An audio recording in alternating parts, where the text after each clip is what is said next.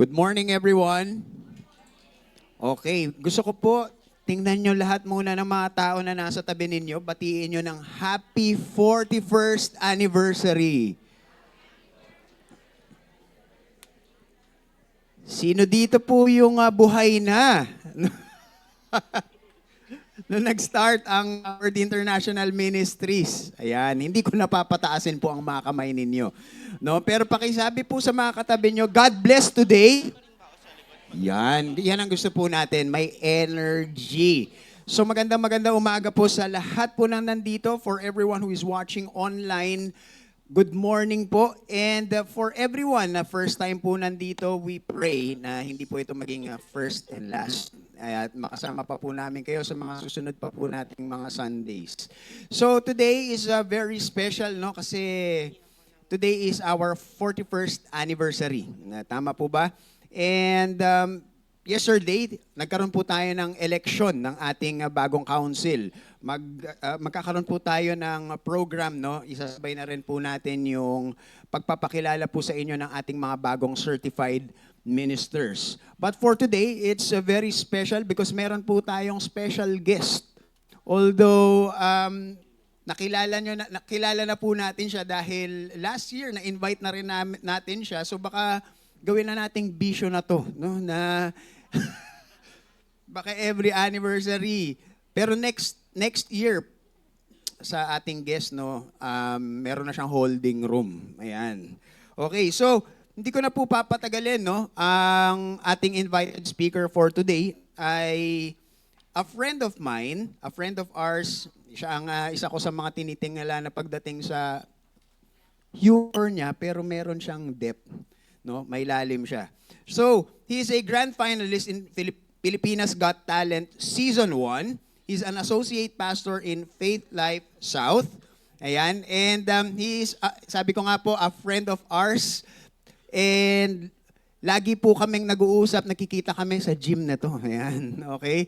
So, tawagin po natin Pastor Ruther Orquia. But, bago po siya umakyat, meron lang po tayong papanooring video.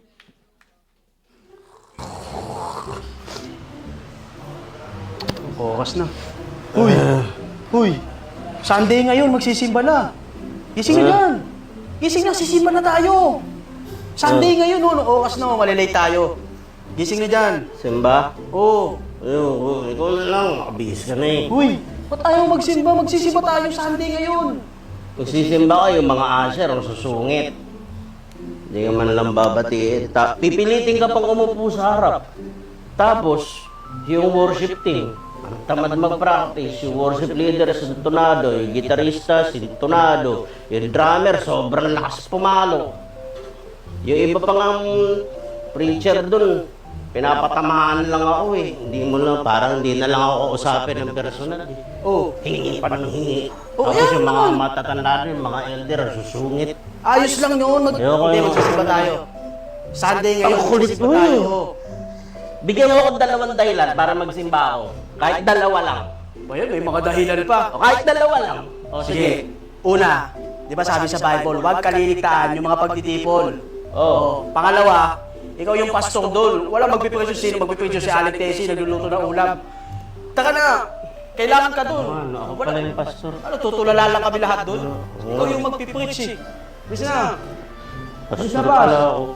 Hintayin kita sa labas ha. Kalimutan ko sir. God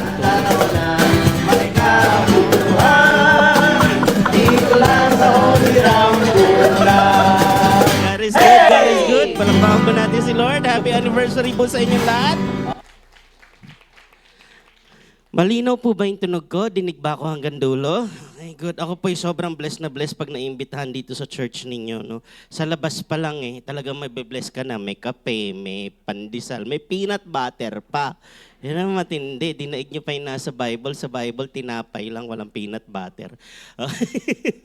Happy anniversary po. 41 years of God's goodness. Mabuti po ang Panginoon. Amen? Amen, amen. God is good, God is good. Palakpakan po natin si Lord. Grabe, pagkatapos po, 41 years na po kayo dito. Kaya pagkatapos ng service, umuwi po muna kayo, hinahanap na kayo sa inyo. 41 years na. I'm so happy to see Pastor Paul again. Nagkakasabay kami dyan sa Anytime Fitness. Anytime Fitness. Ayan. Tapos kasi yung paminsan-minsan, once a month nag-Anytime Fitness ako. Tapos once a week nagsa-samgyap. Ganun. Wala rin. Daddy Mayor, happy anniversary po. Mabuti po ang Panginoon. Salamat po sa buhay ninyo. Palakpakan nga natin yung mga pastor natin. Pastor Mayor, wala pa si Pastor MJ, no? Pastora Eunice, palakpakan po natin. Si Pastor Eunice po, tsaka si Pastor Paul, palakpakan po natin si Lord sa buhay niya. Yan po ang mga ebidensya na hindi lahat ng pogi at magaganda nag-aartista. Yung iba nagpapastor. Amen? Amen, amen. Pag-uusapan po natin ngayon ay yung napanood niyo po pala, ano po talaga yan, it's a regular thing we do. Ang tawag namin Holy Rumble. Nagsama-sama yung mga vlogger na ni-recruit ni Lord, naging Christian, tapos nagkinontak nila ako. Hindi ko alam, may ganun pala po. Sino po ang ministry head dito? Nasa ministry, magpalakpakan kayo kung nasa ministry kayo. Okay. Madalas ko po ma-encounter sa ministry ito pag may nagtatanong sa akin, Kuya Ruther, how do I know I'm in the right ministry because I've been doing this for the last 10 years, pakiramdam ko walang nangyayari. Oh, gano'n. Huwag naman 10 years, sobrang tagal na. Halimbawa, kasi kung 10 years, dapat may nangyayari na. Halimbawa, for the last 2 years, no, parang hindi ko nararamdaman, parang wala nangyayari. Hindi mo yung alam eh. Hindi mo nakikita kung ano nangyayari sa labas ng nakikita mo. Naintindihan niyo po yung sinabi ko? Ulitin ko hindi mo yung alam, hindi mo nakikita yung nangyayari sa labas na nakikita mo. Okay? Kasi sa labas ng iyong field of vision, maraming kayang gawin si Lord gamit yung ginawa mo. Okay? Kasi itong mga to, halimbawa si Papa Star po, malaki ang following yan eh. Siya ang leader ng mga influencers para mag-promote ng online gambling. Kumikita siya ng 1.7 million weekly sa online gambling. Tinawag siya ni Lord. Sinuko niya yun. Like just one day, tinawagan niya yung boss niya. Sabi niya, boss, ayoko na po. Tapos wala siyang money. Dumating daw siya sa point talaga na wala siyang pang rent, wala siyang pang Tapos si Lord bigla nagbibigay ng opportunities na acceptable. No? So ganyan. Nung nagkausap kami, first time, biglang umiyak. Pinakausap sa akin ni Pastor Rodel Buban sa phone lang. Nagsushoot kami nila Manoy. Bigla siyang umiyak. Sabi ko, ba't umiyak? Sabi po niya sa akin, Pastor Rodel, hindi mo alam ginawa mo sa buhay ko. Sayo ko na. So hindi mo alam. May mga tao pala na naapektuhan ka na hindi mo alam. Kaya wag mong sasabihin walang nangyayari. Meron at meron nangyayari. Baka hindi mo ba lang nakikita. Amen? Hindi ko alam kung kwento ko to dati, si Pastor Sammy Badon, nakiko matching sa Batibot. Sino po nakakaalam ng Batibot? Palakpakan. My people, my people. Amen. My tribe. I belong. Yung hindi po malakpak na ko, sayang, no? Inabot nyo si Dora the Explorer na no? Dora the Explorer, may problemado yung bata na yun eh. Kasi kahit saan siya magpunta, hindi pinapabayaan ng magulang yun eh. Kasi, sinakarating ng bundok, tumawid ng dagat, walang kasama, unggoy lang lagi niyang kasama, kaya kahit ganun yung bata, kaya ako yung bata, magkakaganon din ako. Kaya ako din ganun eh, madalas ako maiwan sa bahay, kaya ako naging ventriloquist eh. Di ba yung puppeteer ako, nakikipag-usap ako sa kung ano-anong bagay. Kasi wala akong makausap. Ngayon, si Dora, kinakausap yung mapa, kinakausap yung bag, nabaliw na yung bata eh. Hindi sinamasahan ng magulang. Samahan niyo yung mga anak niyo, okay?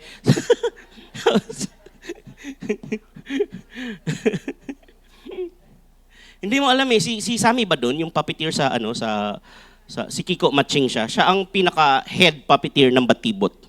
Okay? Tapos, ang tagal na walang Batibot. Dumating siya dito, siguro a few years back, siguro mga a decade ago, no? This was pre-pandemic. Tapos, nag-hold kami we held a luncheon for his honor. Okay, so winelcome namin siya, yung mga top puppeteers dito nagsama-sama. I was then the president of the Puppeteers Club International Philippines, which was the biggest at that time. Tapos, pagkatas nila, ng mga kabatch niya, ng mga Batibot puppeteers, so tahimik lang ako. Siyempre, hinayaan ko sila mag-banding muna, miss na nila isa't isa. Tapos kami na nag-usap, kasi ako yung president eh. Kami na nag-usap. Kwento ko sa kanya yung time na pumunta sila sa amin. I was 8 or 10. Team Batibot went to our church, which was situated in a slum area in Novaliches. Walang budget yan church namin. Wala silang ibabayad sa Batibot. Okay. Pumunta ang Batibot sa amin. Siguro part ng outreach program nila. Ang dami namin. Nasa harap ako, nakaupo sa sahig. Nakita ko si Kiko Matching talaga. Sumilip dun sa kurtina ng nagbaliw talaga ako eh. Kasi araw-araw kayo pinapanood eh, di ba? Tapos first time ko rin makita ng live na ventriloquist. Nag-ventriloquist siya. Meron siyang wrap around the puppet. Yung nakakapit na unggoy. Hawak-hawak niya ganyan. Ang pangalan Chico.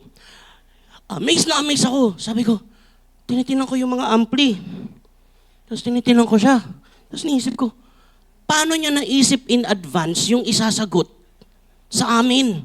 Kasi nakikipag-usap yung puppet sa amin. Hindi ko alam, nagsasalita na din pala siya doon ng live nang hindi bumubuka yung bibig niya.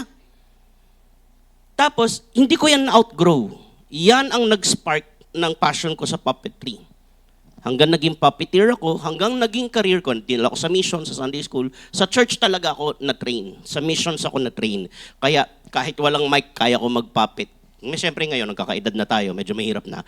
Pero kasi yung mga bata sa Polillo Islands, yung mga dumagat, yung mga aitas sa Pampanga, nakaupo lang yan sa damo eh.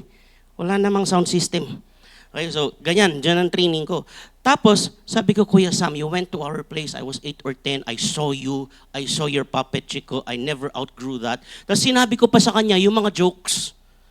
Yung mga jokes niya, twinkle, twinkle, little star, like a diaper in the sky. So, tandang-tanda ko, tapos kumanta kayo ng, ang Biblia ay salita ng Diyos. You remember that song? Danny Liwanag wrote that song, ganun. Tapos, nag-i-spark yung eyes niya. Tapos maya-maya, nang gigilid na yung luha niya. Tapos sabi niya sa akin, Ruther, thank you for sharing with me, ha? Kasi for a long time, I had these chips on my shoulder. Meron akong tampo sa Lord. Sabi ko, kasi pinapanood kita sa TFC. Napapanood kita. Tapos sabi ko, ang galing naman itong bata na to. Sa kanino kaya siya natuto? Kasi wala namang school niyan sa Philippines eh. So mentoring lang talaga eh. Kanino kaya yan natuto? Sabi niya, may tampo ako sa Lord. Tinatanong ko ang Lord, Lord, ano ang nangyari dun sa mga pinuntahan namin? Ang dami naming pinuntahan na bata. Wala akong nakitang bunga.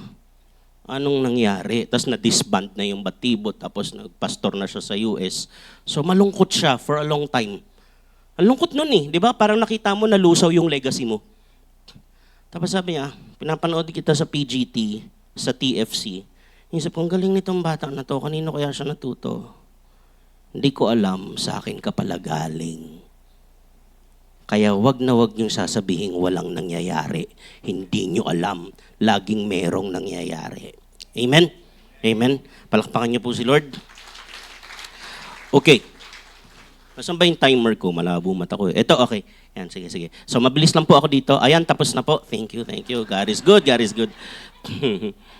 I'm happy to see familiar faces. Si Brother Jay, natuwa ako nang nagkasalubong kami ni Brother Jay kasi yung kami mga lalaki, nalito na kami kung paano babatiin ng isa't isa mula nung nag-pandemic eh. Kasi, shake hand dati, tapos a-appear, di ba? Tapos nung nag-pandemic, gaganon lang. So, nung nagkasalubong kami, gumanon siya, nakaganon ako. So, talo siya. Baka sa susunod, nakaganon na. Okay, for 41 years, hindi po ito possible kung hindi kayo ang team natin led by the light. Okay? So, may babasahin ako sa inyo. Sabi ni Jesus, John chapter 9, verse 5. Siyempre, hindi natin alam kung yan talaga eksaktong mukha niya, di ba? Pero pangit naman ko si Fernando po ilagay ko dyan, di ba? Right. Okay, ready? Basa po tayo. 1, 2, 3, go. John. Again, while I am in the world, I am the light of the world. Again, while I am in the world, I am the light of the world. Mag-pray po tayo. Dear Heavenly Father, we thank you so much, Lord God, for the beauty and depth, Lord God, of your words. Salamat po, Panginoon, lagi namin kasama ang iyong ilaw. Ikaw po ang aming ilaw, nililiwanagan mo ang aming buhay. Ang salita mo po ang tumatanglaw sa lahat ng aming mga desisyon, sa lahat ng aming nilalakaran. And for 41 years, Lord God, you have proven your light and your guidance, Lord God, to be efficient, Lord God, and your grace enough in our weaknesses, Lord God, in our failings, Lord God, in all the challenges of the ministry. You are more than enough. We thank you because you are good. You are good. Come hell, high waters. You are good. In Jesus' name we pray. Amen. Amen. Palakpakan po natin si Lord. Okay. Dinadala ko lang po to kasi yung iba nagagalit pag walang dalang Bible yung pastor. Hindi totoo. Nababash ako lagi. Ba't puro ka kwento, hindi ka magbasa? Yan lagi, mga dating daan nagagalit sa akin. Puro ka kwento. Si Jesus din madalas magkwento eh. Sabi kay Jesus, ano pong gagawin ko para magmana na makapasok sa kaharian ng Diyos? Ang sagot ni Jesus, isang araw may naglalakad na isang lalaki papuntang Jericho tapos tinambangan siya ng mga tulisan. Ang layo ng sagot. Di ba? Mahilig siya sa kwento. Alam niya kung bakit? Tanong niyo bakit? Alam ng Diyos yan. Diyos ang gumawa sa tao eh. Alam ng Diyos mga marites tayo. Pagkwento kasi sino yan. Iniisip ko, kung gusto nyo kami mga speaker, magbabasa lang na magbabasa sa harap, ba't hindi kayo magbasa sa bahay? Magkanya-kanyang basa tayo, nagbabasa sa bahay. Okay, so ito lang, ito talaga, ito ang tinadala ko. Marami po akong Bible. Gumastos po kayo sa salita ng Diyos kung mahal nyo ang Diyos. Kung 10 years ka ng Christian, yung Bible mo yung generic pa rin, wag naman. No? Kung first day mo, okay lang yun. No? Pero lalo kung pambira, nakakabili ka iPhone, 70,000, tapos yung Bible mo libre. Okay, naintindihan nyo? Siyempre kung may sentimental value, iba yun, di ba? So, yung mga Bible ko po, pag pinagsama-sama, makabili ka ng motor eh. Makakabili ka ng motor na maganda. Okay? So, dahil hindi naman ako pinapayagan magmotor, puro Bible na lang binili ko.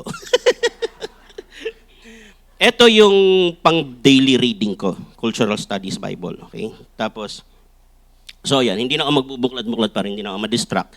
Pero kasi I basically know this by heart. Okay? So, mahalin niyo po ang salita ng Diyos. Yan po talaga. Ang salita po ng Diyos sa lahat ng issue ng buhay ng tao, meron at meron siyang sasabihin. Okay? Kaya pag Christian ka po, hindi pwede na ang guidance mo yung feelings. Okay? Alam ko po, February, punong-puno ng feelings. Di ba? Okay? Pero hindi pwedeng yun ang guide. Kailangan ang guide, lalo pag nasa crossroad ka, yung pipiliin mo parang parehong tama.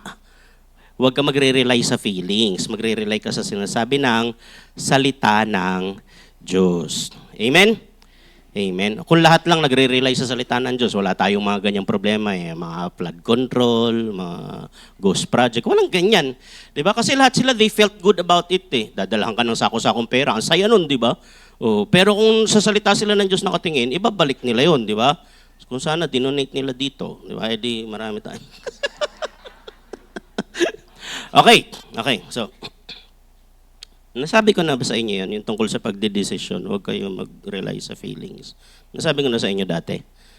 Okay. Hindi pa? Okay.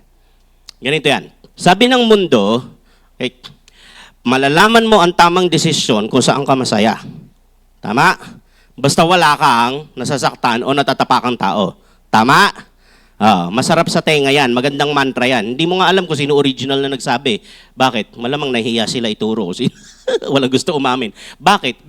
Kasi when it boils down to what it really matters, no, sa buhay talaga, pag nagkagipitan, hindi yan gagana. Hindi. Okay? You will live a life that is miserable and confused and unlivable. Why? Ask me why. Hindi mo pwedeng itayo sa feelings lalo yung mga major decisions mo sa buhay. Okay? Ang mga gumagawa lang yan, yung mga tumataya sa kasino. Anong pakiramdam mo? Swerte ako dito. Wala ka ng bahay. Di ba? May biro nga ako sa mga kaibigan ko. Tamad na ba kayo mag-pray? Gusto nyo mag-pray? Mag-online gambling kayo. Itaya nyo yung pang-upa nyo, yung pang-meralco nyo, titindi ang prayer nyo, pati uhog nyo talaga man. Kasi pag natalo yan, ubus ka talaga. Di ba? Ngayon, nagbabalikan na naman yung mga billboard dyan. Kunwari, nagwa-warning pa sila. Di ba? Dati, antindi. 300 million na yung jackpot eh. Next week, 400 million na. Palaki ng palaki. Alam niyo ibig sabihin nun? Tanong niyo ano? Padami ng padami natatalo. Kasi saan ba manggagaling yun? Kung di doon sa natalo, alam naman mag-abono sila. Tama? So, kung iintindihin mo mabuti, pag nakita mo yung parang sinasabi nila, sobrang dami na nang natalo. Malay mo, ikaw na ang susunod. Naintindihan nyo? Oo, kung nag-iisip lang talaga mga tao eh. Hindi pwedeng sa feelings. Kailangan meron kang isang bagay sa buhay mo na hindi gagalaw kahit anong mangyari. Okay? Kung nagda-drive kayo, palakpakan lahat na nagda-drive. Okay. Kung nagda-drive kayo, baka na-experience nyo na to. Nasa stoplight ka, bigla kang umatras. Umaatras ka. Tapos nataranta ka ngayon, pumreno ka, umaatras pa rin. Nag-handbrake ka, umaatras pa rin. Taranta ka na, hindi mo alam gagawin. Diba? Tapos na-realize mo, bigla kang lang natawa, na-realize mo, hindi ka pala umaatras, umaabante sila. Tama? Nangyari na yon. Sa parking, nangyari na yan sa akin. Muntik matanggal yung handbrake. Ano nangyayari? Di ba? Paano nyo nalaman na hindi kayo yung gumagalaw? Tanong nyo paano? Hindi nyo, eto gift namin mga overthinker. May ADHD kasi ako. Okay, ganito. Okay? Ganito ha. Yung utak mo, yung mata mo, tumingin sa mga bagay na alam mo sa brain mo, identified mo na hindi gumagalaw. Poste, building. Alam mo hindi siya gumagalaw. Kasi nung tumingin ka sa mga bagay na alam mong gumagalaw, gumagalaw kayong lahat eh. Kaya hindi mo masukat. Tumingin ka sa kotse, alam mo yung kotse pwedeng umandar eh. Tama? Tumingin ka sa'yo, alam mo ikaw rin pwedeng umandar. So hindi mo alam sa inyong dalawa, kanino mo susukatin, pareho kayong pwedeng gumalaw. So tumingin ka sa mga bagay na hindi pwedeng gumalaw. Building, poste, stoplight. Pagtingin mo, na measure ng brain mo, ay hindi ako yung gumagalaw. Siya. Correct? Paano kung pagtingin mo sa poste, gumagalaw din yung poste? Totoo. Paano kung pagtingin mo sa building, gumagalaw? Tapos ito matindi. Yung galaw nila, kanya-kanyang galaw. Yung isa pa ganun, yung isa pa ganun. Kanya-kanyang galaw sila. Ano ibig sabihin nun? Normal ba yun? Hindi. Ibig sabihin, may problema. May problema sa'yo, meron kang vertigo, o kaya lumilindol. Tama, kahit nga yung lindol, isa lang ang duyan eh. Walang lumindol ng magkaiba eh. Hindi eh. Pagdating ng lindol, isang ganun lang siya. Di ba? Mag-aaway yung lindol pag... Okay. Sa buhay, sa physical life, hindi pwedeng walang bagay na hindi gagalaw. Lalo na sa totoong buhay. Sa mga metaphysical things. Ano yung ibig sabihin metaphysical? Above physical. Okay? Ano? Love, integrity, honesty, honor, shame. Lahat yun. Hindi pwedeng walang gagalaw. Kasi kung gumagalaw lahat, walang tama, walang mali. Yung mga nagsasabi niyan, di ba, lalo sa social media, maraming nagsasabi, walang tama, walang mali. Tanungin mo sila, tama ba yan? Kasi kaya mo sinasabi yan, naniniwala kang tama ka. Tama ako! Na walang tama, walang mali. Oo, edi may tama, ikaw. May tama ka eh. Tama? Sabi mo sa katabi mo, may tama ka.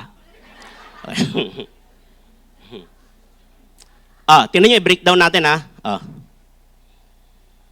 Kung sasaya lang, sino kumakain ng ampalaya? Palakpakan.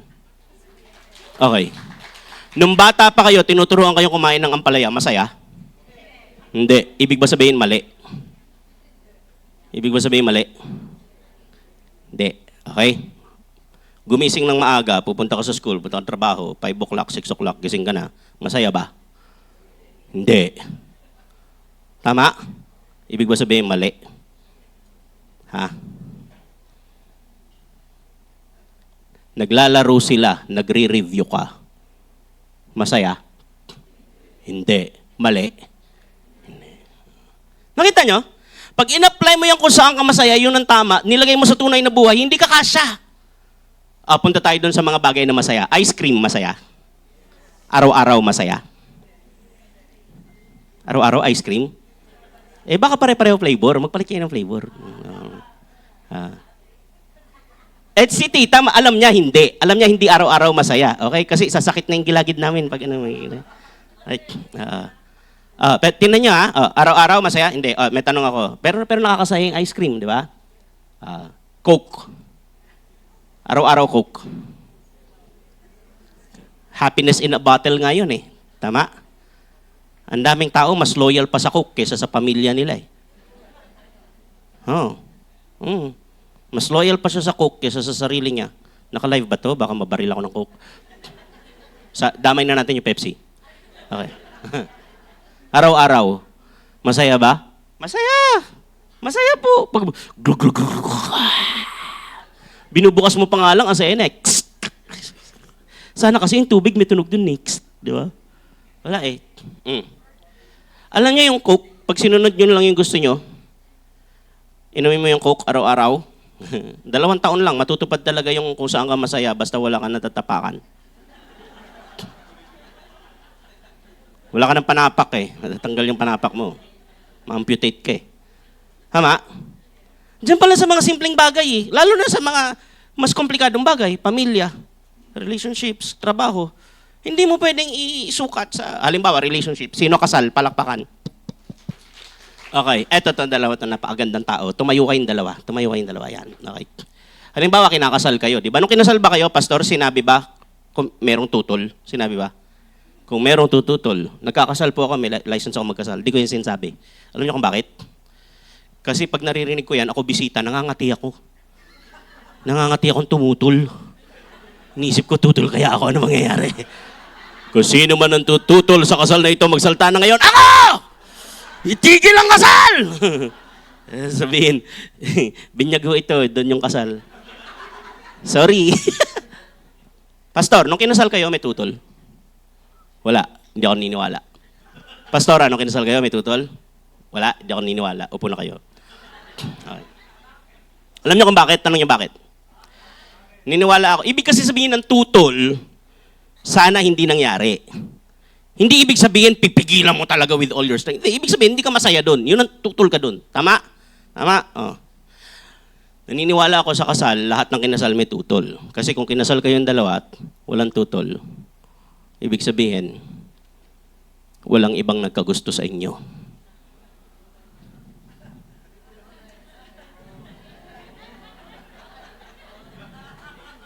Isipin nyo, ang dami kong oras, naisip ko pa yan. Walang ibang, kung walang tutol, walang ibang nagkagusto sa'yo. Imposible, hindi ako naniniwala. Di ba? Si Pastora Eunice, hanggang ngayon nga, ang dami nagpapakit dyan sa Facebook. Comment section, crush ko yan nung high school. Huli na, boy! Huli na! Tama? Pastor, nung nanligaw ka, may karibal? Pastora, may ibang umaligid dyan nung kayo na? Nung hindi pa kayo, marami nag-aagusto? Di ba? Tinan nyo to. Sa tingin nyo, nung nagkatuluyan kayo, yung mga may gusto sa inyo, masaya?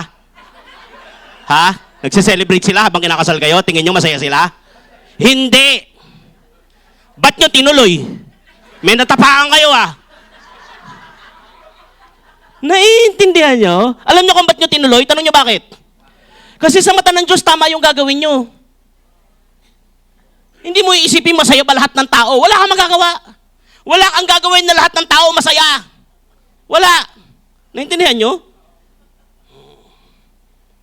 Kaya ang basihan yung salita ng Diyos. Kaya ang tawag sa Word of God, ilaw Ilaw. Liwanag.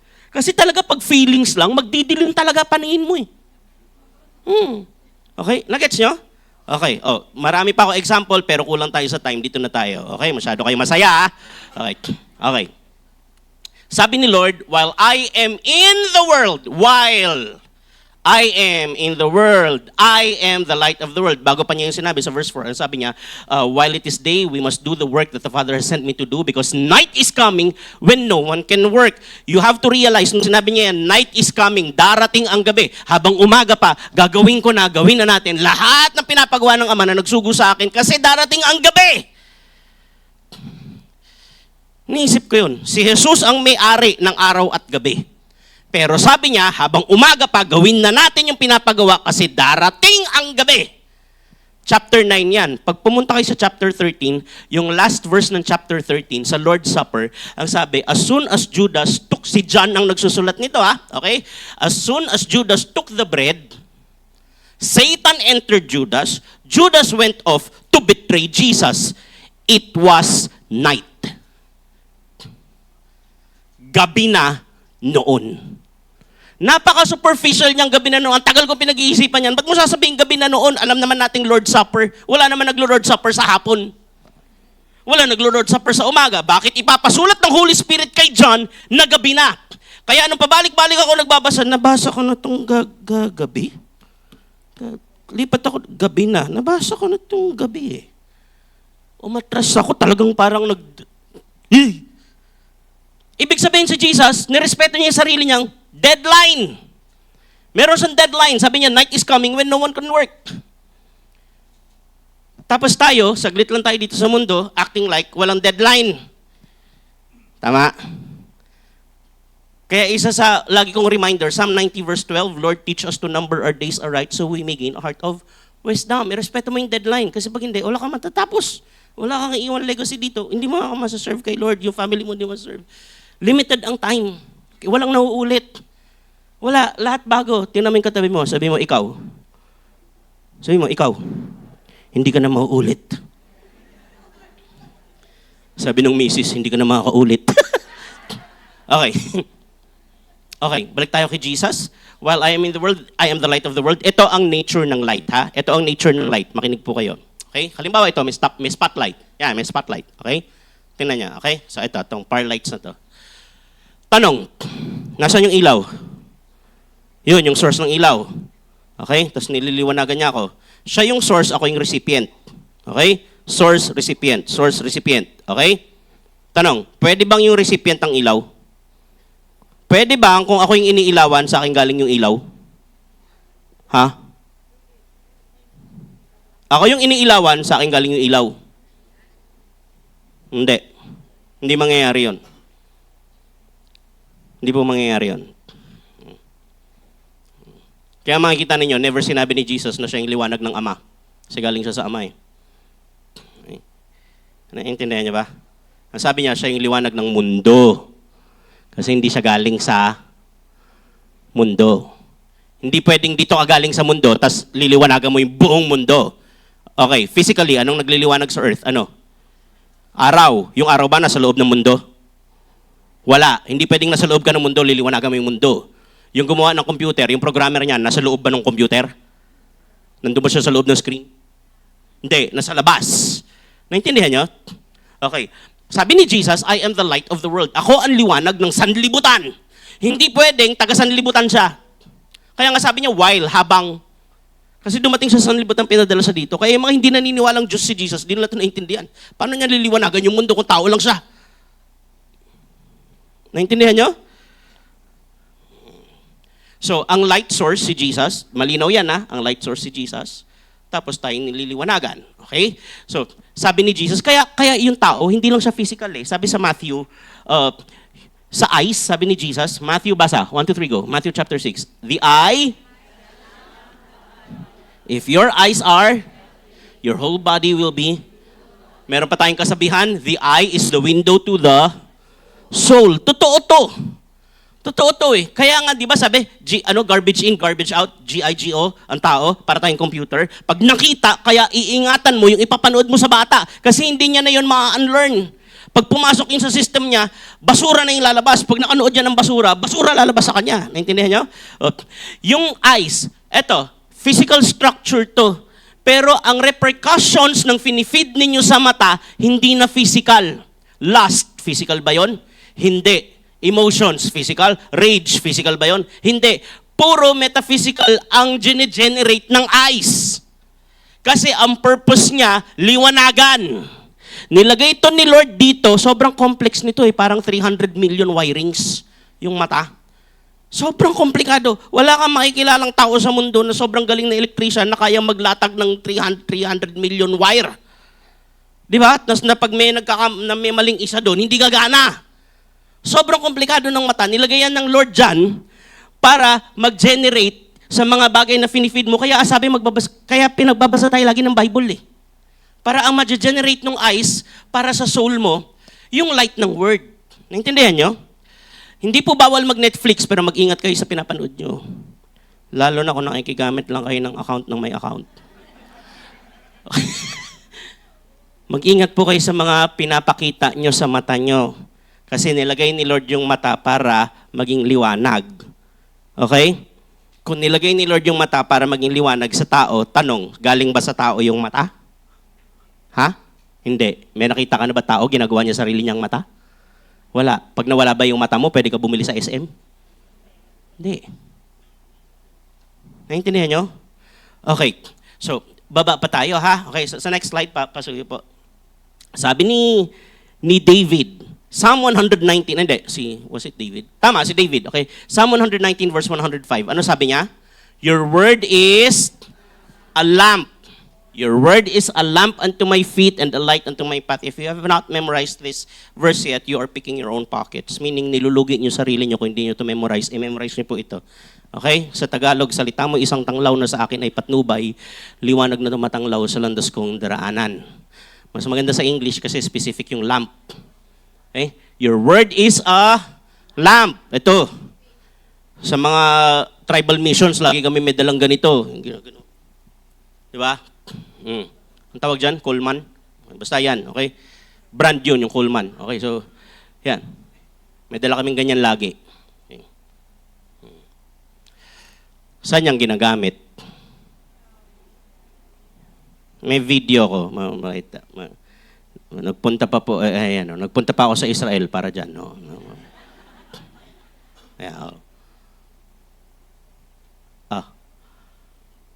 May tanong ako. May nakita na kayo may dalang ganyan sa maliwanag. Tanghalin tapat, nakasindi. Tapos ganito pa siya maglakad, oh. Flashlight. Meron bang nagbubukas ng flashlight sa tanghali? Wala. Kaya it doesn't make sense for a Christian to complain pag dumidilim. Tapos sasabihin niya, akala ko ba pag Christian, hindi maglalakad sa dilim? Sabi ni Jesus yung mga sumusunod sa kanya will never walk in the darkness. For the reason that you have a lamp. Not because it's never gonna get dark. Do you understand? Kasi si Jesus nga mismo, dumaan sa gabi. Okay? So pag gumagabi sa buhay, imbis na sabihin mo, Lord, akala ko ba mahal mo ako, ba't pinabayaan mong gumabi? Hindi. Lord, sakto, meron akong lamp. Hindi. Kaya ma-appreciate mo yung mga memory verse nung bata ka pa. Lalo yung matatagal na dito, pinapamemorize kayo ng parents nyo. Ma-appreciate mo yan pag dumaan ka talaga sa matinding shaking. Pag nagka-anxiety ka, nagka-depression ka, ma-appreciate mo yan. Nagkakaroon ka ng suicidal thoughts, ma-appreciate mo yan. Kailangan mo yung hugutin, kailangan mong sindihan. Umiiyak ka, tapos sasabihin mo sa sarili mo, my heart and my strength may fail, but God is the strength of my heart and my portion forever.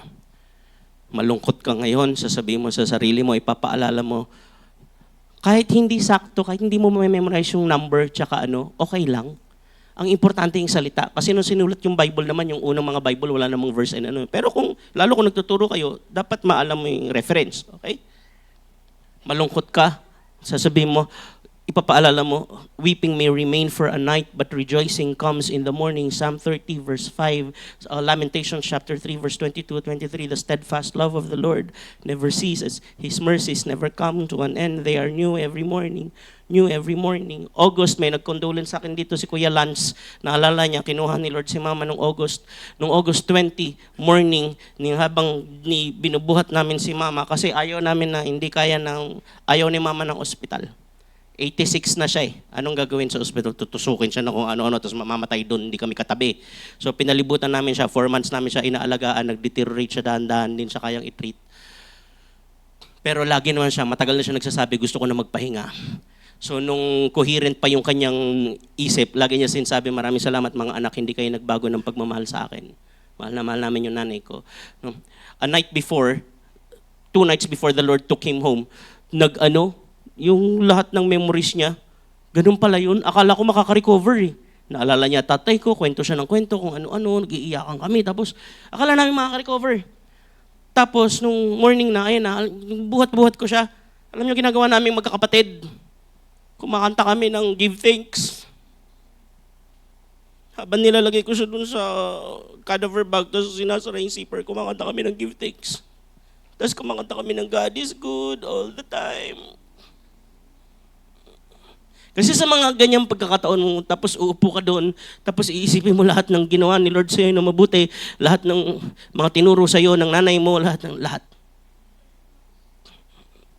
Kasi madilim. Madilim talaga. Pag dumilim, kailangan mo ngayon yung hanapin mo yung lampara. Yung iba hindi. Dumilim na nga, binabasag yung lampara. Kung talaga may Diyos, sandali lang. Diyos na nga lang yung kakampi mo eh. Diyos na nga lang yung kakampi mo ngayon, naawayin mo pa. Naintindihan niyo? Naalala ko lang, pero wag kayong mag-alala, no? Okay na kami, no? Ang isang hindi ko makalimutan sa nanay ko kasi nag-uulyanin na talaga siya. Pag dumadaan yun sa mesa, sasabihin niya, "Anak ba kita?" Sabi ko, "Opo." Kaya pala pogi. Di, totoo. Tawa na kami nanay ko. Oh. So pag naintindihan ko yung parents ko eh. Wala na kami lahat parents eh. Naubos na. Okay, so sa wife ko sa akin, naubos na. Yung mama ko ang pinakahuli. Naintindihan ko na sila ngayon kung bakit lagi nilang paulit-ulit na sinasabi. Nung nag-50, nag-60 sila, lagi nila sinasabi. Sabi ng tatay ko, kailangan mo itong matutunan kasi pag wala na ako, anak, lagi ka magbabasa ng Bible kasi pag wala na ako. Anak, lagi kasi pag wala na ako. Iniisip ko, drama naman. Bata ka pa, hindi mo sila maintindihan. Yung pala kaya ganun sila kasi namatayan na sila ng parents eh. Malinaw na sa kanila na isang araw mawawala yung parents. Sila na yung parents. Pag wala na pala, pag naranasan mo palang walan, ganun din, ipapasa mo sa anak mo. Anak mo kasi pag wala na ako. Okay. Ganun pala talaga. Okay. So kaya kung nandito pa mga parents nyo, mahalin nyo sila. Hindi nyo sila kasama habang panahon, habang buhay lang. Naintindihan nyo? Nandiyan ba parents nyo, sabi nyo, "I love you." Sorry na po ha. May 500 ka ba dyan? Sa madilim po dinadala yung lamp. The Lord in His wisdom and provision, okay, saw it fit to describe His word as a lamp because He knows human life is riddled with nights. Okay? At para dyan, yan ang magtatawid sa'yo sa gabi. Because weeping may remain for a night, but rejoicing comes in the morning. If it comes to you, you are not the source. Kaya nung ilang beses na ako namatayan, hindi na ako naniniwalang happiness is a choice. Hindi na. Because you cannot choose to be happy in your morning period. Why? Ask me why. Because happiness disappears from the choices on that day. When you lose something or someone truly valuable to you, happiness disappears from the options. You wanna choose it, it's not there. Even if you try to do something that makes you happy, like I'm a gamer. When I lost my dad, pumunta ako sa bahay nung araw na pwede ako magpahinga. Nag-games ako. Habang nag-games ako, tumutululuha ako. Nagsisepya yung paligid. May ganun pala. Pag sobrang lungkot mo, lumalamlam yung kulay ng paligid, lumulubog. Totoo pala yun. Para kang may filter. Parang nagba-black and white yung paligid. Kahit anong gawin mo, kahit mag-gym ka, malungkot. Kaya tama rin yung iba eh. Yung sabi ni Andrew Tate, dapat lagi kang masaya. Kung wala ka namang problema, bakit? I-reserve mo yung lungkot sa mga totoong malungkot na araw kasi walang taong kayang umilag dun. Kasi pag gising mo sa umaga, tininan mo, walang patay, dapat masaya ka. Kasi isang araw, pag gising mo, may patay. Doon mo na i-reserve yung lungkot mo kasi yun deserve ng lungkot mo. Pero kung hindi ka lang nabati ng pastor, huwag ka malungkot. Bumaba lang yung stocks, huwag ka malungkot. I-reserve mo yung lungkot mo sa mga mas deserving na bagay. Kasi yun, mangyayari yun sa buhay ng tao, hindi yung kayang iwasan. Naintindihan nyo? Tayo, lamang tayo, meron tayong lamp. Okay?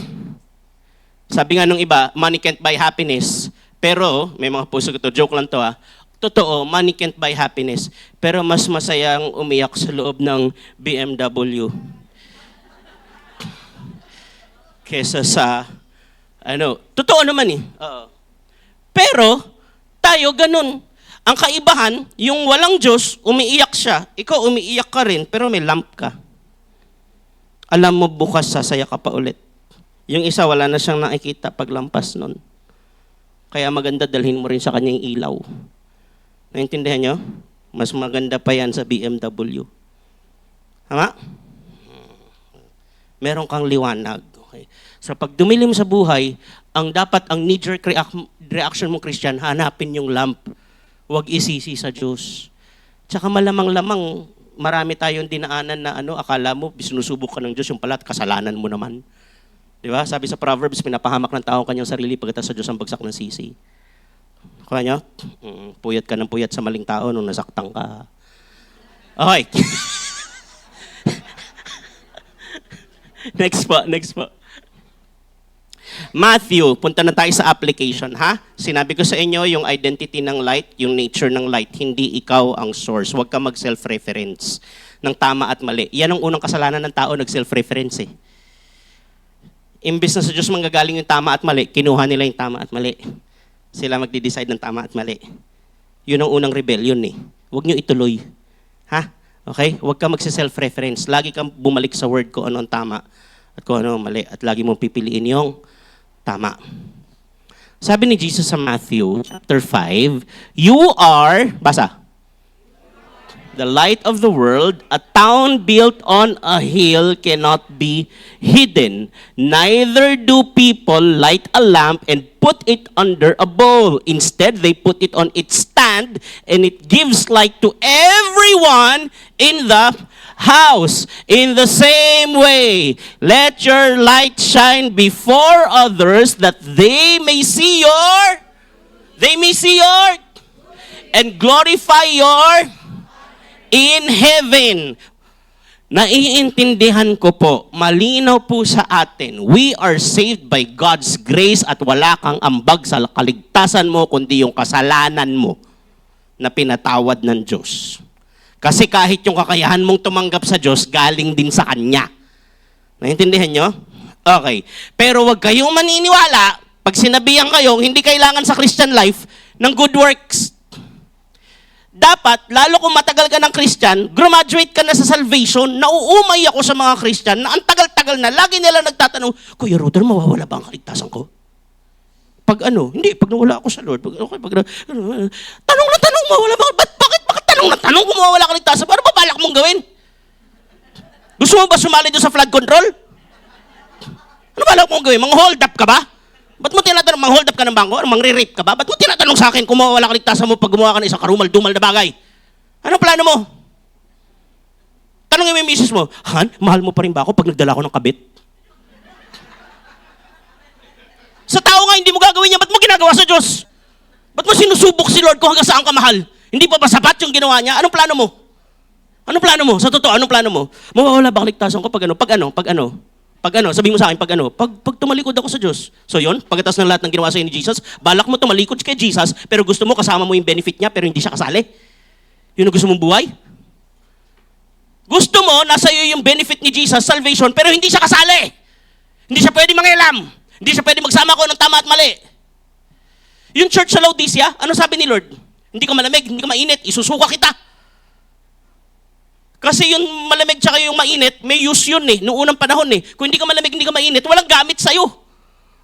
Sabi niya, isusuka kita. Galit ba si Lord? Hindi, kumakatok nga eh. Sobrang bait nga ni Lord eh. Sabi niya sa church sa Laodicea, lagi niyo sa Smyrna, ang sabi niya, sinasabi niyo mahirap kayo, pero sa mata ko napakayaman ninyo. Okay? Hindi po anti-rich si Jesus. Okay? Hindi rin siya pro-poor lang. Marami siyang follower na mayaman, marami siyang follower na mahirap. Lahat ng tao mahal niya. Okay? Pero ito yung mga repercussions ng mga moral choices nila. Sabi niya sa Smyrna, sinasabi nyo, mahirap lang kayo, pero sa mata ko, napakayaman ninyo. Tapos sabi niya, ibalik nyo yung first love nyo sa akin. Yun lang ang issue ko sa inyo. You have forsaken your first love for me. Yung kay Laodicea, matindi. Sabi niya, lagi nyo sinasabi, mayaman kayo, malakas kayo, pero sa mata ko, napakahirap ninyo. Sabi niya sa Laodicea. Tapos sabi niya, those whom I love, sabi niya, hindi kayo malamig, hindi kayo mainit. Those whom I love, I rebuke and discipline. So sinasabi niya, mahal ko kayo, kaya ko ito sinasabi. I rebuke and discipline. Verse 20, here I stand at the door and knock. Kumakatok ako sa labas ng pinto. Kung sino makarinig ng aking tinig at magbukas ng pinto, ako'y papasok sa kanya, magkasama kaming kakain. Sabi niya yun sa church sa Laodicea, kumakatok siya sa church. Ano yun? Church. Nasaan si Jesus? Nasa loob, nasa labas? Nasa labas. Yung mga Christian na gusto, dala nila yung benefit ni Jesus, pero gusto nila, nasa labas lang si Jesus. Ginawa nila security guard si Jesus. Bawal pumasok yung malas, bawal pumasok yung lugi, bawal pumasok yung sakit. Basta diyan ka lang, Jesus, ha? Hindi ka pwede dito. Kami dito eh. kami masusunod dito sa loob eh. Hindi ka naman pinapagawa na mabuti para maligtas ka, hindi mo kaya iligtas sarili mo. Pinapagawa ka na mabuti ng Diyos para pag nakita nung iba na wala pa yung liwanag, maliwanagan mo sila, i-glorify nila yung Father. Naintindihan nyo? Nakuha nyo? Yung Ephesians chapter 2 verse 8 and 9, huwag nyo kalimutan yung verse 10. Ano sabi sa verse 10? You are God's handiworks being prepared to do good works. Not to save yourself, but for other people to glorify the Father when they see your good works.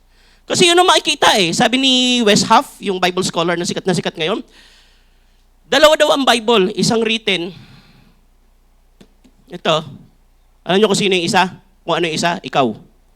Ikaw, meron kang mga kaibigan na ang mababasa lang nilang Bible yung buhay mo. Kaya yung binabasa mo, dapat gawin mo. Pag nabasa nila, sasabihin nila, anong meron sa'yo? Mag-glorify yung Father. Tingnan niyo yung next slide. May papakita ko sa inyo. Kwarto ko. Yan po yung kwarto ko.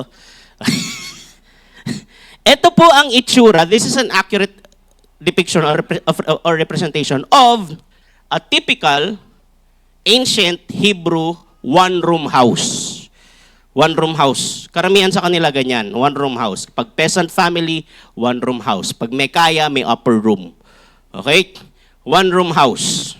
Nandyan na yung lahat. Tingnan nyo, ilan yung lamp? Isa. Accurate eh. Yung sinabi ni Jesus sa Matthew 6. Sabi niya, merong lamp, isa, ilalagay yung lamp sa mataas, tapos maliliwanagan lahat. Tama? Tingnan nyo, nakataas siya. Oh. Tapos naliliwanagan lahat. Tanong nyo, bakit? Tanong nyo bakit? Kasi walang partitions. Walang partitions yung house. One-room house siya eh. Wala siyang divider. Kasi pag naglagay ka ng divider dyan, hindi niya na kayang liwanagan lahat. Actually, kaya niyang liwanagan lahat, pero nilagyan mo ng divider, hindi maliliwanagan lahat. Naintindihan niyo? Sa buhay po ng Kristiyano, dapat, pagdating sa salita ng Diyos, one-room house ka. Dapat one-room house tayo. Dapat kita ni Lord lahat.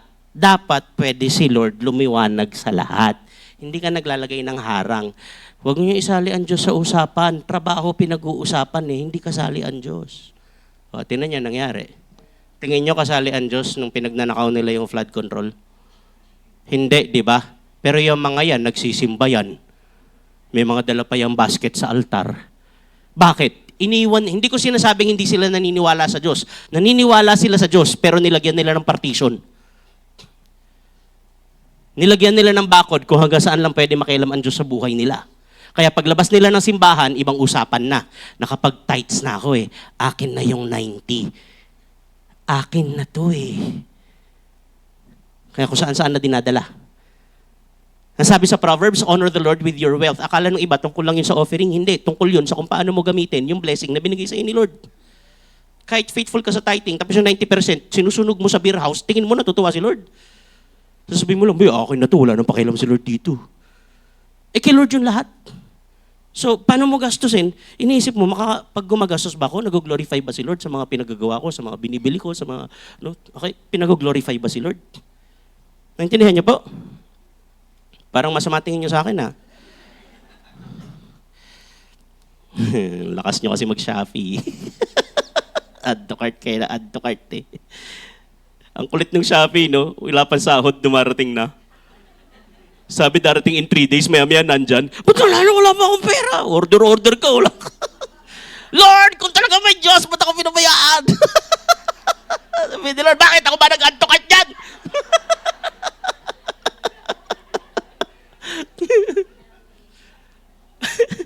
So this is the Christian call in a nutshell. Okay? Jesus is our light. We reflect His light. And the only way you can reflect His light is if you know the light. You cannot give what you do not have. How can you reflect God's grace if you have not encountered grace? Okay? Kaya sa dami ng pwedeng ibilin ni Lord kay Joshua, ang unang-una niyang binilin is to know the word. Joshua 1:9 ang sabi ni Lord, wag mong alalahanin mong lagi itong aking tagubilin, magpakatatag ka, tibayan mo ang iyong loob, huwag kang matatakot o mawawala ng pag-asa, akong si Yahweh. Ang iyong Diyos ay sa iyo, saan ka man pumunta. Verse 9, wala yung verse 9 kung wala yung 8. Ano sabi ng 8? Huwag mong kaligtaang basahin ang aklat na yaon, dili-dilihin mo iyon araw at gabi upang matupad mo ang lahat ng nasusulat doon, sa gayon giginhawa ka at magtatagumpay. It applies, hindi lang tungkol sa mosahiklo yun. It applies up to now. Sabi ni Paul, all scripture.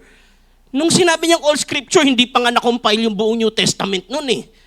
Kasama doon yung Torah, kasama. Titignan mo yung principles of the law. Bakit yan sinabi ni Lord? Okay, yung iba dyan, hindi na para sa atin, yung mosaic law. Pero yung principle, tinan mo. Bakit? Ma-apply, beneficial yan sa buhay ng tao. Hindi yung feelings, hindi feelings.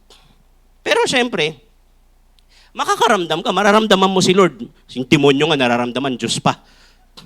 Di ba? Mararamdaman mo si Lord. Pero hindi ka puro feelings. Punta ka doon sa word lagi. Amen? Huwag ka maglagay ng partition. Bawal bakod. Sabi mo sa katabi mo, bawal bakod. Sabi na iba, kurtina pwede? Hindi rin. Hindi rin.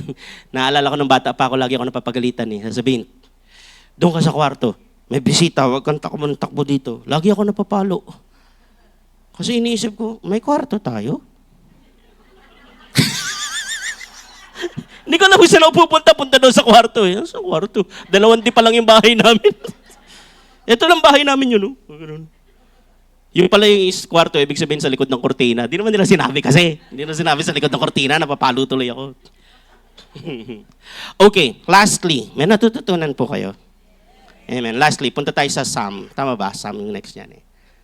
Ito, si David. 1, 2, 3, go.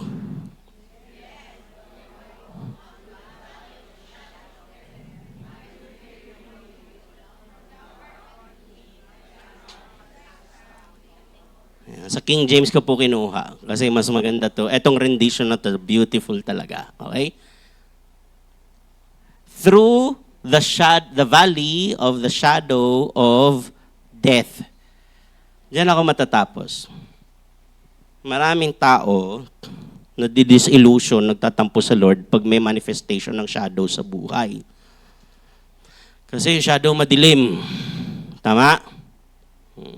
Mga trials, salubong sa iyo yung hangin, may plano ka, hindi nangyari eksakto. Lalo mga events planner na talagang na-agitate dyan eh, di ba? Di ba?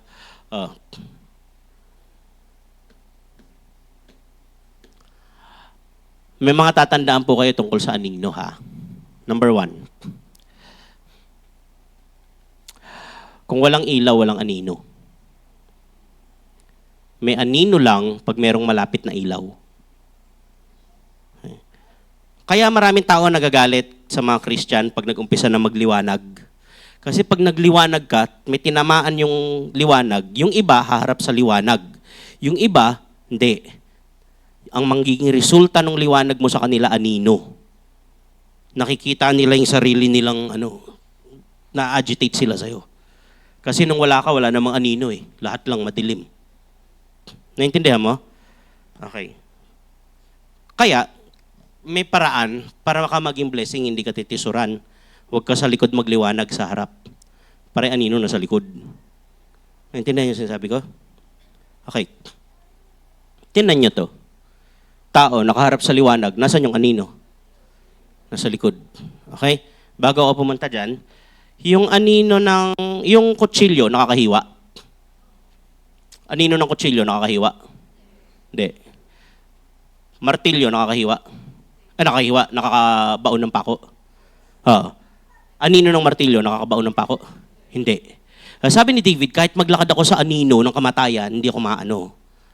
Kaya sabi ni Paul sa Romans chapter 8, kahit kamatayan, hindi ka kayang ihiwalay sa Diyos. Hindi ka kayang ihiwalay sa pagmamahal ng Diyos. So, ibig sabihin, kahit Kristiyano, pwede mamatay, pero pwede ba siyang ihiwalay sa pagmamahal ng Diyos? Hindi. So, nung nagluluksa ako sa nanay ko, ang malinaw sa akin, nung buhay ang nanay ko, mahal siya ng Diyos. Ngayon, patay na nanay ko, mahal pa rin siya ng Diyos. Hindi siya kayang ihiwalay sa pagmamahal ng Diyos. Kaya kahit nagluluksa ako, pwede akong may celebrate. Kaya kahit hindi na ako naniniwalang happiness is a choice, nag-iba pananaw ko, hindi na happiness is a choice. Gratitude is a choice.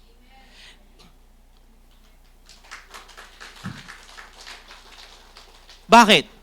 Kasi kaya mong magpasalamat sa Diyos kahit yung araw na hindi ka masaya. At kahit hindi ka masaya, nagpapasalamat ka sa Diyos. Ang pangako ng Biblia, sasaya ka pa ulit. Amen? Because it comes. If happiness comes, you cannot be the source. So you go to the source and you express thanksgiving to the source and then He gives you back the gift of happiness. You understand? Hindi ka kayang, yung anino, kaya ka lang takutin. Kaya ano sabi lagi ni Lord? Fear not. Kasi yun lang naman kayang gawin sa'yo ng anino, takutin ka eh. Yun lang. Nakakatakot naman talaga buhay. Pag humiwalay ka sa salita ng Diyos, tingnan mo lang yung mga magulang mo, tingnan mo yung mga anak mo. Itong anak ko, baka pag lumaki ito magrebelde sa akin. Itong asawa ko, hindi ko naman ito laging kasama, mamaya. Itong ano ko, itong ano. Pag nawala ka sa salita ng Diyos, sa kanila ka tumingin. Kaya kailangan nakaharap ka sa liwanag eh. Bakit? Pag nakaharap ka sa liwanag, may anino. Nasaan yung anino? Nasa likod. May anino pa rin, hindi naman nawawala eh. May problema pa rin eh. Meron ba dito walang problema? Ipako natin sa krus. May problema pa rin. Pero nasa likod. Nasa likod. Hindi ka kayang i-overtake ng problema. Bakit? Nakaharap ka sa liwanag eh. So ano kaibahan ng isang Kristiyanong may problema tsaka isang hindi Kristiyanong may problema? Ito, yung Kristiyano hindi siya hopeless. Never nagiging hopeless ang Christian. May fluctuations ng kanyang mga human experiences, ng kanyang mga emotions. Pwedeng happy, pwedeng sad, happy, sad, depressed, happy, ecstatic, happy. Pero never hopeless. Never hopeless. Amen?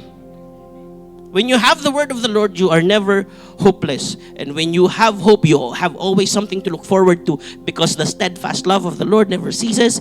His mercies never come to an end. They are new every morning. Pag nakatalikod ka sa liwanag, yung anino na sa harap, wala ka nang nakita kundi yung maling nangyari, kundi yung problema, lahat. Kahit saan ka pumunta, sa church, sa trabaho, sa family, wala ka nang binating maganda. Lahat na lang nang nakita mo. Naintindihan nyo? Ganon din sa success. Naghahabol ka ng success. Nakatalikod ka sa Lord, nakatalikod ka sa liwanag, habol ka ng habol ng success. Kasi yung anino, mahirap habulin yan. Kasi pag umabante ka, aabante rin siya. Hindi mo siya abutan, nandun ka lang sa paa. Tama? Pero pag sa Lord ka nakaharap, ang priority mo si Lord, yung success, habol ng habol sa'yo. Naintindihan nyo? Habol ng habol sa'yo yung success. Nakita nyo ba ako sa Facebook, nakiusap na imbitahan yung magsalita? Imbitahan nyo naman ako magsalita. Matalino ako. Ha? Mag-love gift naman kayo sa akin, puro na lang abono. Nag-post ba ako ng ganun? Hindi. Ang pinapost ko yung kabutihan ng Diyos. Kasi hanggat sa Diyos ako nakatingin, bahala na si Lord sa akin. Hinahabol ako ng blessing ni Lord. Sa Lord kayo tumingin.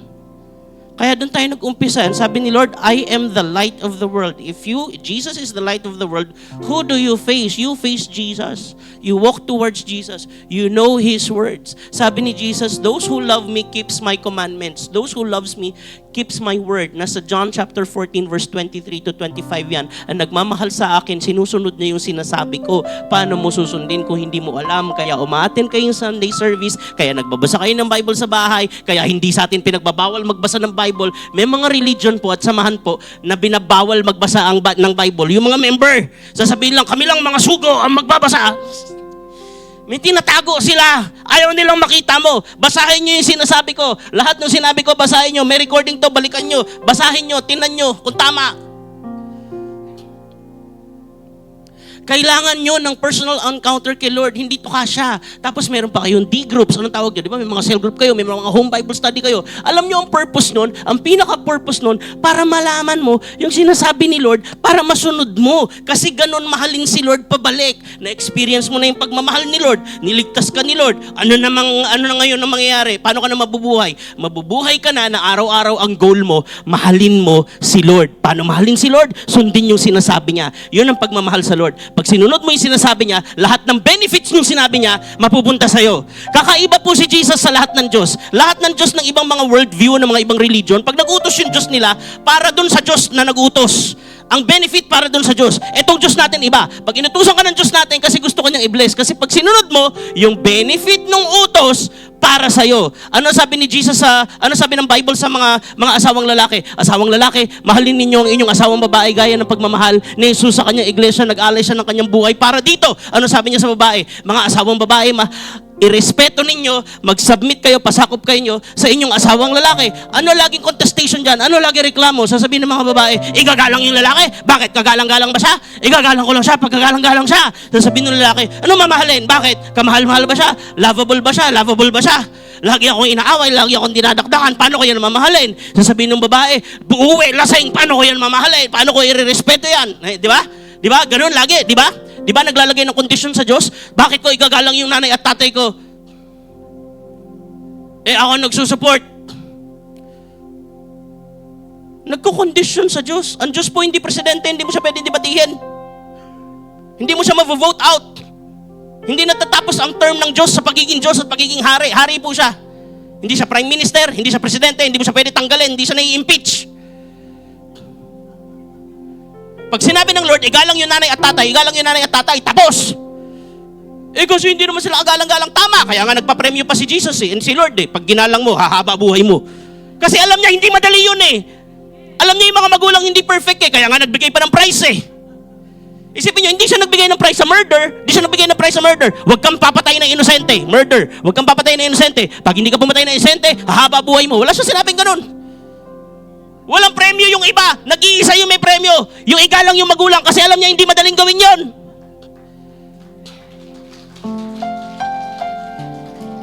Tapos anong promise niya? Hahaba buhay mo. Pag sinunod, sino hahaba buhay? Siya ba? Siya ba? May pakinabang ba siya doon pag sinunod mo siya? Wala. Hahaba buhay mo.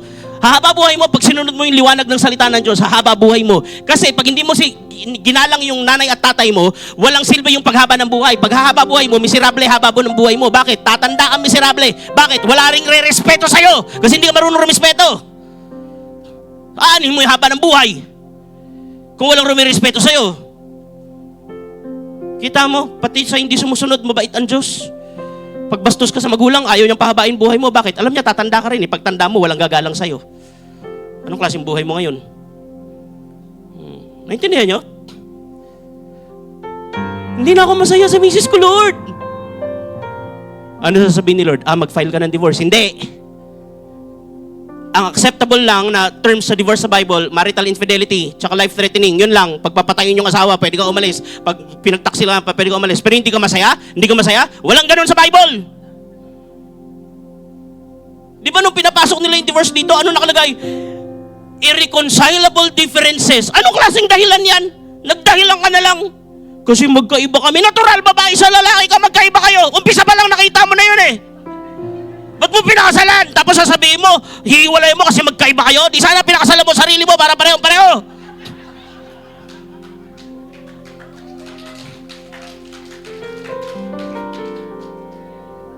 Alam niyo kung bakit ang utos sa lalaki magmahal? Tanong niyo bakit? Kasi alam ng Diyos, ang nakakapagpasaya sa aming mga lalaki, respeto. Respeto ho. Ang mga babae hindi inutusang magmahal sa asawa yan.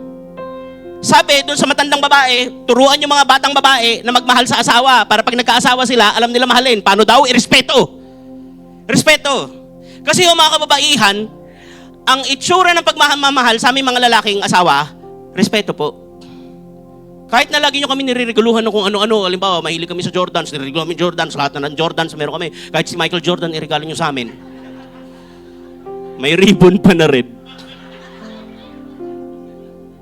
Pero sinisigawan niya yung asawa niyo sa harap ng mga kaibigan niya, lalo na kung leader yan, pinapahiya nyo, alam nyo naman di kayo pwedeng patulan.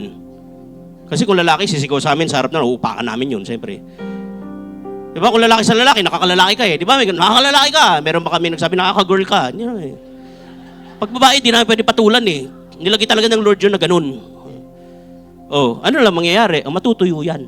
Tapos nagtataka ka, di ka na nilalambing. Lagi mo sinisinghalan. Alam ng Diyos na ang nagpapasaya sa lalaki, respeto ng asawa. Kaya ang utos niya sa lalaki, mahalin yung babae. Tanong niya bakit? Kasi alam ng Diyos, ang nakakapagpalabas ng respeto sa babae, pag naramdaman niyang mahal na mahal siya ng asawa niya. Sobrang talino ng Diyos. Diyos ang gumawa sa tao, alam niya. Isipin niyo kailan pa sinulat yan, ang tagal na, wala pa si Jose Rizal, nandyan na yan. Hanggang ngayon gumagana pa rin. Hindi to alam ng mga counselor kung ano-ano sinasabi ng counselor, kung ano yung mga walang alam sa Bible, kung ano-ano sasabihin sa'yo. Tapos ang ending, maghihiwalay din. Tapos lahat ng pera mo dun sa counselor na punta. Naintindihan nyo? Kaya kung gusto mo maging masaya sa asawa mo, hindi ka masaya, ang solusyon lang ng Diyos dyan, mahalin mo siya ng mahalin. Kasi, mahalin mo siya ng mahalin kasi alam ng Diyos na ang makakapagpiga ng respeto sa Kanya, yung pagmamahal. Pag naramdaman niya talaga na mahal mo siya, irerespeto ka niya ng kusa. Huwag mo nang turuang irespeto ka, hindi sila nakikinig sa atin. Kahit yung sarili nating sinabi, pag ibang tao nagsabi, ano sila eh, sampalataya eh. Honey, sinabi ng preacher dun sa ano, grabe, ang ganda. Sabi ko, yan yung sinabi ko sa'yo last week, nagalit ka eh. Tama? Huwag niyo ipagpilitan, irespeto mo ako. Huwag, mahalin mo lang ng mahalin kasi ang utos ng Diyos mahalin. Hindi naman sinabi ng Diyos, turuan mo yung asawa mo, irespeto ka. Hindi, mahalin mo siya. Mahalin mo siya ng mahalin. Mahalin ng ayon sa salita ng Diyos. Hindi mahalin ng feelings lang ha. Hindi. Yung pagmamahal na gaya ng pagmamahal ng Panginoong Hesus. Paano nagmahal ng Panginoong Hesus sa iglesia? Nag-alay ng buhay. Sobrang magmahal ng Panginoong Hesus. Isipin nyo, hinugasan niya yung paa ng mga disciples. Kasama si Judas. Pati si Judas, hinugasan niya ng paa. Alam niyo ba ibig sabihin ng paghuhugas ng paa? Dito na matatapos. Lampas na akong 15 minutes. Okay lang kayo? Gutom na ba kayo? Alam niyo yung ibig sabihin sa Bible ng paghuhugas ng paa? Sa kultura ng mga Hudyo at mga Middle Eastern, alam niyo ibig sabihin nun? Nung binagsak po yung estatwa ni Saddam Hussein, alam niyo ginawa ng mga tao na galit sa kanya? Alam niyo ano? Pinaghahampas nila ng sapatos yung estatwa. Nung galit na galit yung mga Middle Eastern dun sa gerang ginawa ni George Bush, alam niyo ginawa nila kay George Bush? Binaton nila ng sapatos. Akala natin, wala lang yun, galit lang yun. Hindi, may ibig sabihin sa kanila yun. Ibig sabihin, sobrang baba ng tingin namin sa'yo. Kaya sabi sa Psalms chapter 49 yata, if I'm not mistaken, 49, 40. Wala sa notes ko eh, sorry. Yung prophecy tungkol sa betrayer. Ano sabi ni David? My close friend, so close friend ni Jesus si Judas. My close friend, he who shared my bread, has raised up his heel against me. Tinaas niya yung kanyang sakong sa akin. Ang interpretation natin nun, sinipa. Pero sa kanila, hindi. Merong isang instance sa cultural studies sa pinag-aaral kong kay Dr. Kenneth Bailey. Ang sabi niya, merong instance na merong isang British German teacher sa Egypt nang bato ng sapatos ng student kasi late. 3 araw yata walang pasok. Pinag-uusapan ng council ng Egypt, ng school, kung ano gagawin dun sa German na teacher kasi nabastos silang lahat. Kasi iba ibig sabihin sa kanila noon. Ibig sabihin, sobrang baba ng tingin ko sa inyo. Nasa talampakan ko kayo. Naintindihan nyo? Kaya pag meron kang kamiting na Hudyo, kung yung Hudyo conservative at alam niya yung kultura niya, huwag kang dedikwatro ng nakaganon, nakaharap yung paa sa kanya. Insulto sa kanila yun. Nagets nyo? Tapos si Jesus, kaya si Pedro nagwawala. Ako! Bakit? Hindi ko ipapakita yung sakong ko sa'yo. Yun ang point ni Pedro eh. Ikaw yung pinakamataas dito, hindi ako magbibigay ng paa. Sabi ni Jesus, hindi ha. Pag hindi ko ito hinugasan, hindi kita kaano-ano. Tama? Kaya hindi pwedeng magkasama lang kayo pag masaya. Hindi pwede. Wala kang makikita sa Bible niyan. Magsasama yung mag-asawa pag masaya lang. Aalagaan mo yung pamilya mo pag masaya lang. Maglilingkod ka sa Diyos pag masaya lang. Hindi lang ito tungkol sa saya. Sa dulo, masaya. Nandun ang tunay na saya sa Diyos sa paglingkod, sa pagsunod sa Panginoon. Pero huwag kang aalis pag hindi masaya. Kasi hindi lang ito tungkol sa saya. Kaya ako pag nagkakasal, hindi ko yung marriage vows galing sa Bible. Kumukuha ako sa Bible, babasahin nyo to, ito ang vows ninyo. Kung may message kayo sa isa't isa, sabihin nyo pagkatas ng vows. Hindi pwedeng kayo magsasabi ng vow ninyo kasi yung iba kung ano-ano pinagsasabi. Feeling Disney princess. I will love you if you do not change. Anong you do not change? Nagbabago yung tao. In 10 years, ibang tao na yan eh. As in lahat, iba na. Iba na yung red blood cells niya, iba na yung skin, iba na yun. Tapos hindi mo na mamahalin kasi iba. Bakit ikaw? Hindi ka ba nag-iba? Mamahalin mo siya, period. Mahalin mo siya, period. Okay? Ang magbe-benefit nun, kayong dalawa. Pag yung babae, nararamdaman niya mahal siya ng lalaki, ginagalang niya. Pag yung lalaki, minahal niya yung babae, igagalang siya. Pag ganun ang relationship ninyo, ano mangyayari sa mga anak niyo? Gets nyo? Punong-puno po ang Bible. Huwag na po kayong lumaban. Yung iba sasabihin, hindi, who are you to judge me? Dito ako masaya. Ang kotse ko po, Ford Everest na 2014. Yung kinaya at saka bigay ni Lord po yan. Pedicab driver ako ng high school eh. Hindi ko yan pwedeng dalhin sa Shell. Tapos sabihin, kargaan mo ng V-Power gas. Kasi feeling ko sports car tong kotse ko ngayon.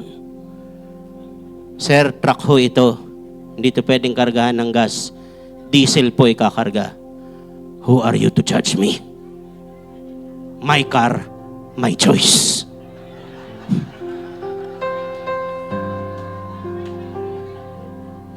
Ano mangyayari pag kinargahan ng diesel? Sira yung kotse. Sasabihin ng company, pag nilalabas sa insurance, sasabihin nila, hindi nyo sinunod yung manual eh. Tayo mga tao, may manual tayo eh. Kung gusto mo ng totoong saya, sundin mo yung manual. At ang bonus pa doon, minamahal mo si Lord pabalik. Tapos yung benefit ng pagmamahal mo sa Lord, hindi para sa Kanya, para sa iyo. Let's all rise. Panginoon, maraming salamat po. Sobrang bait mo po. Sobrang buti mo po.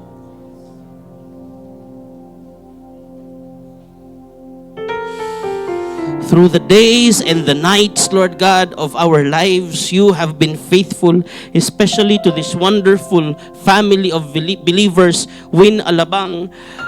41 taon na natili kang tapat. Panginoon, mabuti ka po sa lahat ng pagkakataon. Maraming salamat po. Never allow us to forget these wonderful, beautiful truths na sa iyo kami nag-umpisa. Ikaw ang aming liwanag, ikaw ang aming gabay, at ikaw ang aming destinasyon. Sa iyo lang kami lagi nakaharap. Lahat ng sinasabi ng mundo na sa likod namin, lahat ng alalahanin at pasanin na sa likod lang namin, sa iyo po kami nakaharap dahil sagot mo kami. Ikaw ang aming Panginoon, ikaw ang aming liwanag, ikaw ang aming gabay, ikaw ang aming buhay, ikaw ang aming lahat-lahat. All glory to you, all glory to you, in Jesus' name. Amen. Amen. Amen. Hallelujah. Hallelujah. God is good. God is good. God is good.